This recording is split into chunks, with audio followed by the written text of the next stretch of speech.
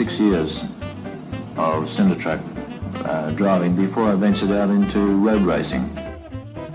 After driving so many years on cinder tracks, hanging the tail out was really the way that, or the only way to get around a cinder circuit. And of course, having the tail hanging out was really my style of driving. That's the way I thought it should be done. But of course, I soon learnt in Europe that the type of road racing and more sophisticated cars that we were driving, that this wasn't the way to do it.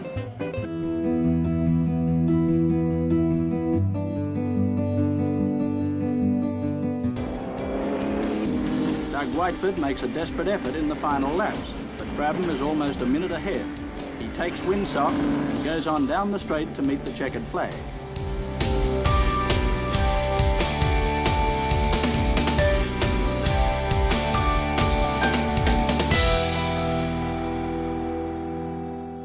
In the Monaco Grand Prix, 100 laps of nearly 2 miles.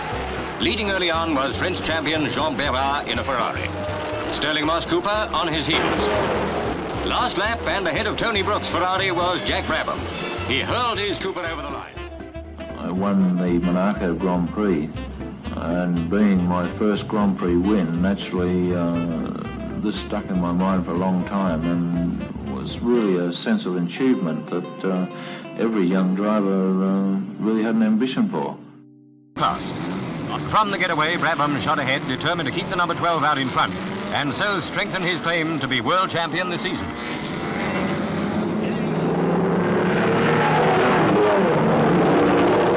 Sterling Moss drove his BRM superbly, battled into second place but couldn't overtake Brabham. Little to fear now, Brabham had the race in his pocket, though Sterling Moss was still giving chase.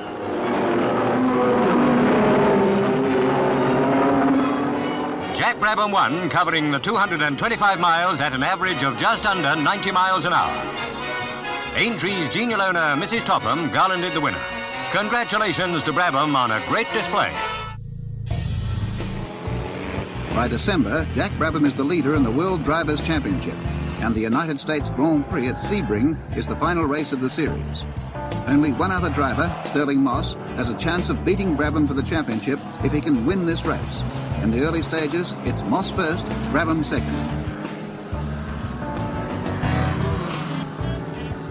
In the middle stages, Sterling Moss pulls out with mechanical trouble, and Jack Brabham has only to complete the course to win the World Championship.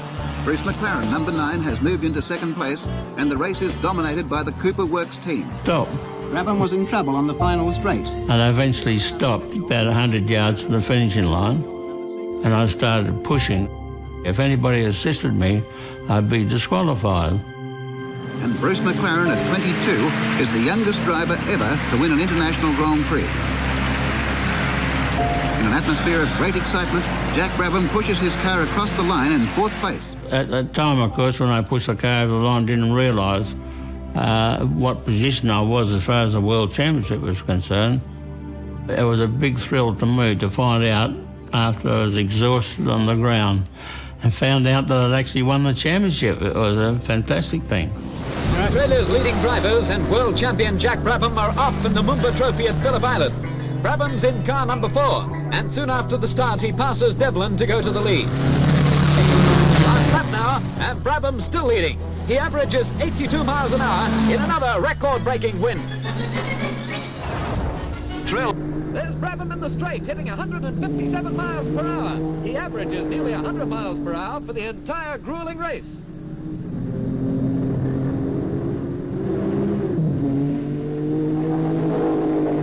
It's Brabham first, more than half a minute ahead of Bill Patterson, with Bob Stillwell of Victoria third. A superb exhibition of driving by the world champion. But he's at the wheel, the others just aren't in the race. Thrills at the French Grand Prix start the moment the flag drops. Hill's BRM in the front row fails to start. Plantignon's Cooper rams it, Halford's Cooper goes into a spin, and Bianchi's Cooper pulls away with a crushed radiator cowl. Somehow the mess sorts itself out. In the end, it's Jack Brabham who gets the upper hand, streaking ahead for his 3rd consecutive Grand Prix victory at a record speed for the course of 131.7 miles per hour. The Italians are nowhere. First 8 places go to British machines. And for Jack, one more step towards retaining the world crown. In 1960, Jack won the championship again. So he was now a double world champion. And that, of course, really proved to everybody that we had the right idea with the engine in the back. Brabham is world champion for the second year running, so the motor racing fraternity awarded him their gold star. Mike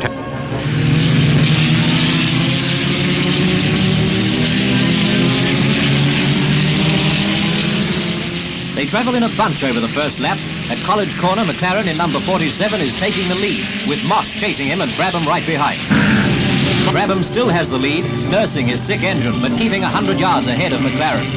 It's all over as they approach the finish line. Brabham and McLaren have driven a great race. Jack Brabham flashes past the flag. He set a new record, 1 hour, 40 minutes. McLaren finishes only 1 second behind. The roaring start of the French Grand Prix, destined to be the fastest Grand Prix of all time on a road circuit. And amongst the racing cars, veteran driving ace Jack Brabham in a machine of his own design and make. From a whole career achievement, the fact of winning the first Grand Prix in a Brabham car at Reims at that time was probably the most satisfying race I think I've ever had, a sense of achievement. Now it was Brabham's turn to take the lead and smash the track record at 138.65 miles an hour. Flashing across the line to take the checkered flag, Brabham also shot to the top of the championship driving table. 1966 was Jack Brabham's year. Here he wins the Dutch Grand Prix and more points towards his World Championship. With only 3 Grand Prix to go, it now seems certain that an Australian driver in an Australian car will carry off the World Championship this year. It was a thrill to not only build your own car, but to race it and win races with it was terrific. The only man ever to win the World Driving Championship in a car of his own design. And now, Brabham the manufacturer is as famous as Brabham the driver. And winning the World Championship in '66 was really the pinnacle of the whole thing, because to win the championship with an Australian-made engine was a fantastic feather in our cap, I think.